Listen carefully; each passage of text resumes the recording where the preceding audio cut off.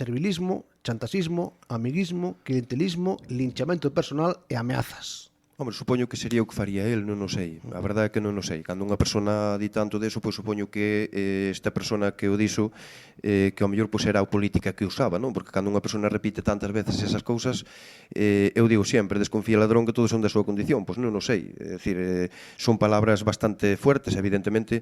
Eu non vou entrar nese debate porque creo que os veciños e veciñas de Santa Comba esperan outra cousa, non oír pois se este, bueno, palabras que xa digo, non me gusta nin mencionar aquí, non? Pero bueno, se tanto repite, pois será porque este señor terá moita experiencia neso, non o sei.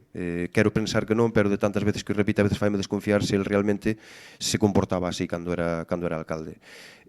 Prefiero non comentalas, evidentemente eu teño que centrarme, que boa falta me fai centrarme no pueblo, en intentar facer o mellor posible, o máximo posible dentro da miña situación, e non vou entrar en insultos, nin amenazas, nin moito menos, porque, bueno, creo que non vale a pena, non? Este señor leva moitos anos facendo a mesma política, que é desgastar, todo mal, todo, é dicir, calquera que veña pode vir, calquera que veña, pois, non o vai a facer ben, vai a ser un corrupto, vai a ser un non sei que, vai a ser un non sei canto, entonces tampouco aporta nada, non? Eu creo que a idea é aportar e non estar sempre pois a destruir, non?